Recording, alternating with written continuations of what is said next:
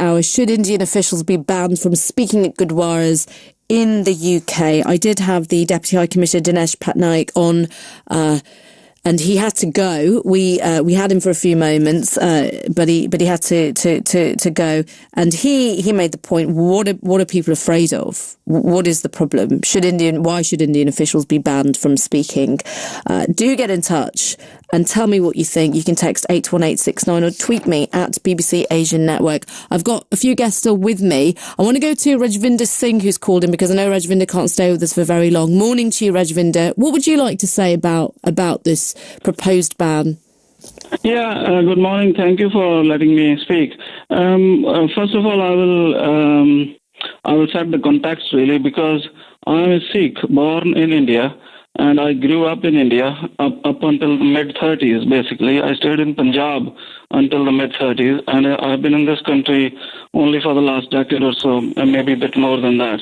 So basically, I'm somebody who has seen the days of the Operation Blue Star. I've seen the days of the terrorism. I've seen the days when the riots happened.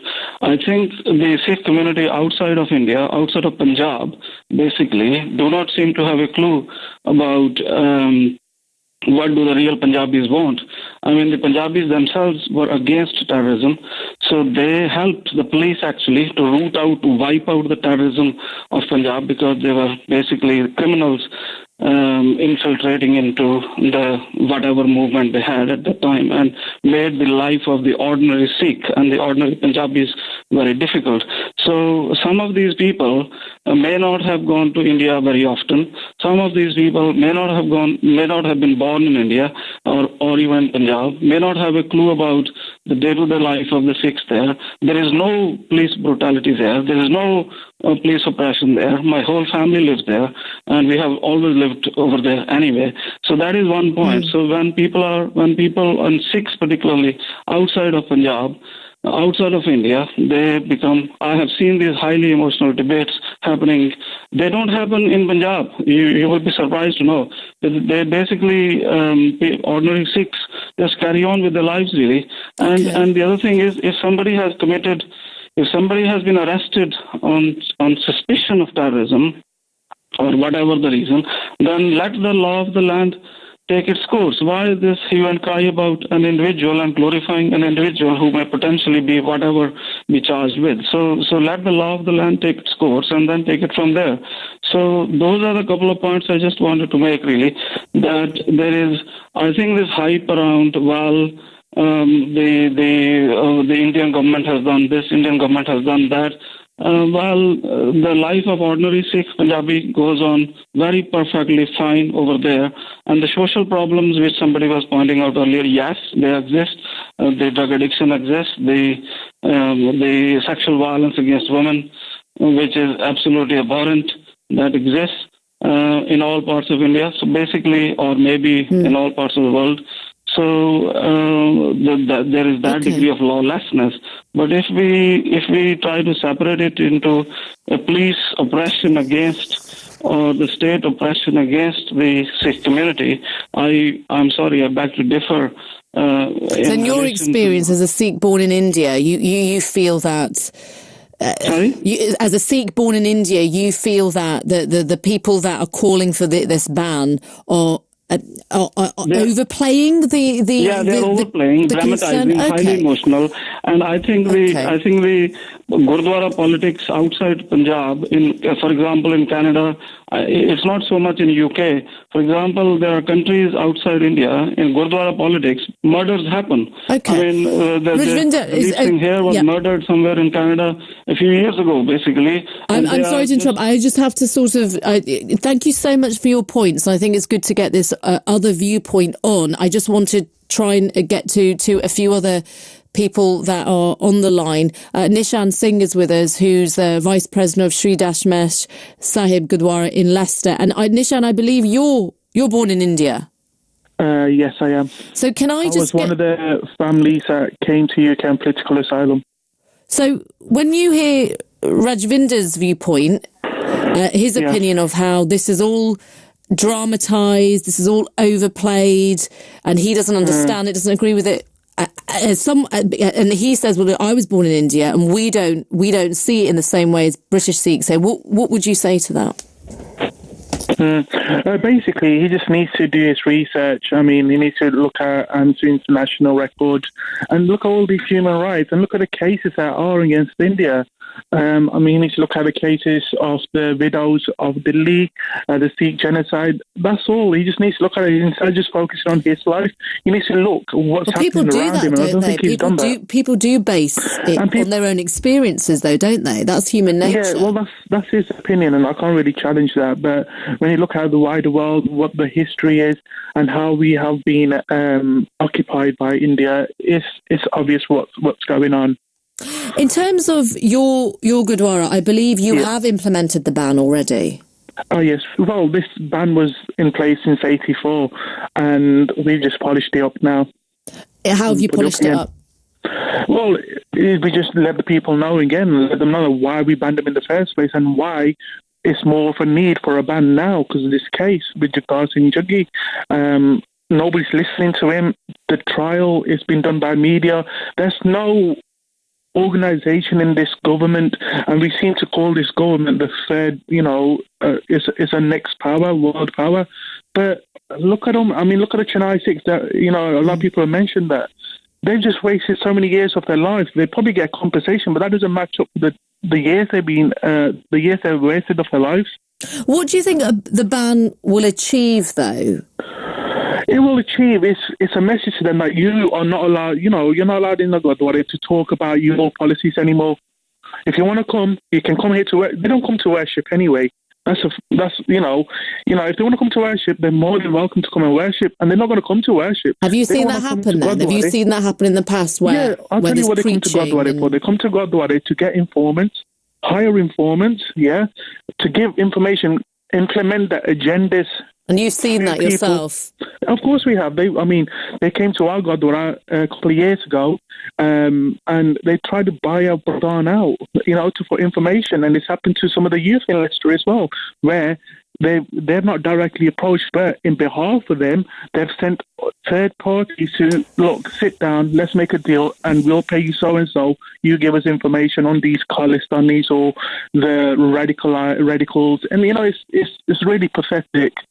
They need to let people carry on with their lives. And this is limited to your experience, though, with your Gurdwara, is that right? I mean, I've seen... We don't know if that's going on everywhere, but this is what you have found. Yeah, of course, Of course. Let me thank you, Nishan. Let me bring in Harminder Singh, who's the chair of the National Sikh Security Forum in Britain. Thank you for waiting patiently, Harminder. Tell me. Good morning. It's Harminder, actually. Oh, Harminder, sorry. It's Apologies. named after the Golden Temple. Apologies. So it's not Harminder. Tell me first of all. Okay, I've apologised. Tell me first of all what your viewpoint is on the ban. My viewpoint on the ban is that it's almost a cause and effect. And this is the effect of the cause that many people from the Indian subcontinent have come over here, maybe doing their own business, but nevertheless they've troubled I'm third generation British and proud of it. My community here is stable, is, unlike Donald Trump, is peace-loving and carries on doing its normal business. But there appears to be every now and then some trouble brewing from outside interference. I enabled a report, a paper to the Indian High Commission to be delivered through official channels to Mr. Roy Chowdhury and Asif Ibrahim in May 2011.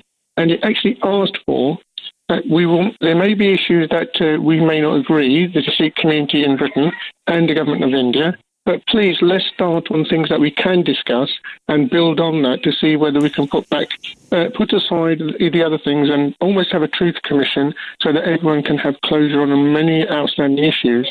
We're still waiting to hear a response from that. This has been delivered. I actually had a meeting in India House at their request, and I discussed these things, and I'm British. I totally respect that you, as a sovereign country, would not want outside interference in your country. I would totally respect that. But please, can you also respect the same in ours? So the outreach that the India House is doing is absolutely fantastic, but the thing is they do need to deliver their side of the bargain. When Sikhs who made the first move about wanting to discuss things are not having any responses. Can I ask you, if you did have this discussion, if you did have this dialogue, do you think you could reach a conclusion or a compromise that would satisfy both sides? Because we had the Deputy High Commissioner on, and he's... Yeah, sorry. We had the Deputy High Commissioner on, and he's got his opinion, and it feels like he's not deviating from that opinion. I'm sure you wouldn't either. I'm just playing devil's advocate here. Do you think a dialogue would get you somewhere? Or do you think it's a case of, look, people are so angry? A dialogue is better than no dialogue. Yeah, sure. So, but you have confidence that it could lead to some sort of closure. But wouldn't that involve some sides having to give way a bit? I think some people having to admit that wrongs were done. We talk about a number of MPs talking about saying Britain needs to apologise for Jallianwala Bagh. Well, I think, and they want a monument to respect that outside British Parliament. Well, clearly there are a number of monuments that need to be put in India as well for many wrongdoings of successive governments. I'm not pinpointing any particular one, but nevertheless, I just think the world is a bigger place and it has many more eyes than it did in the past, and everyone can see what's going on. So it's better to actually have dialogue. Nothing is actually achieved. No peace has come out of war. So we just want to have people who can respect each other's viewpoints and build and recompense, perhaps if necessary. No one's going to bring people's lives back on both sides. However, we just need some clarity and truthfulness, and that would be better. So this ban, which is what the subject of today's debate is exactly a way that if India, like any other country, sees a threat to its integrity from that side, it produces blacklists and others. And I suspect that what the cause of this is, there will be similar ones of different communities saying, well, these people or these countries are a threat to our well-being as well.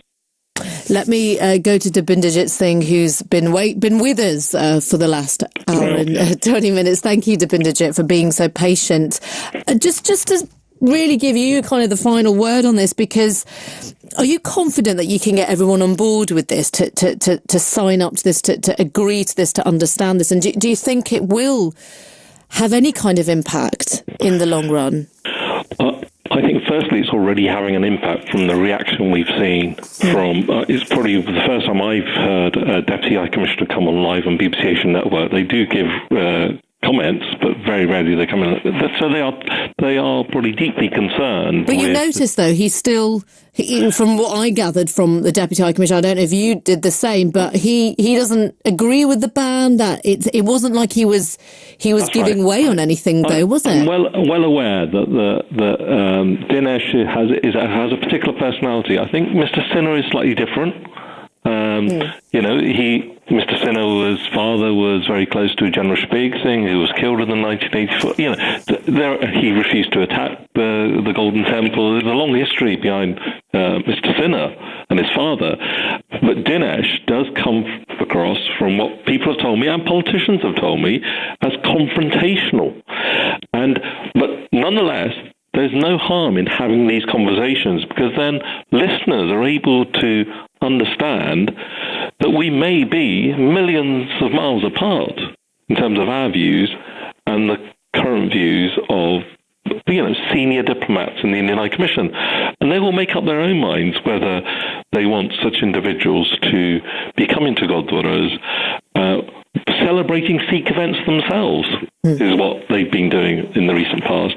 But what I'd like to sort of finish off with by saying is that, this ban is a way of actually reducing tensions in Gurdwaras, because the tensions have been increasing. And what we even saw this weekend was we put out a press release on Friday saying we're going to be talking about the proposed ban on Sunday. And on Saturday, we get, a news item appears with probably the most prominent Gurdwara in the UK, Southall Gurdwara, and the Vice President had to respond to journalists and say, but they didn't come here at all. So why is, and the Deputy High Commissioner is quoted in that. And so they are creating this sort of mistrust within the Sikh community, causing tensions, even before the ban's even taken effect. It's good to have you on, Dabinderjit. Thank you. And I'm sure we will revisit the issue, certainly here on the programme. That's Dabinderjit Singh from the Sikh Federation. Thank you to all my guests as well that were on for the last hour and 20 minutes. I just want to read this text that we've got from Daljit Singh, who says he agrees with the ban, but I would also extend it to UK politicians who remember religious establishments when it's time to get votes. Both Indian and UK governments use these stages as a means of garnering support to their respective regimes, not to debate.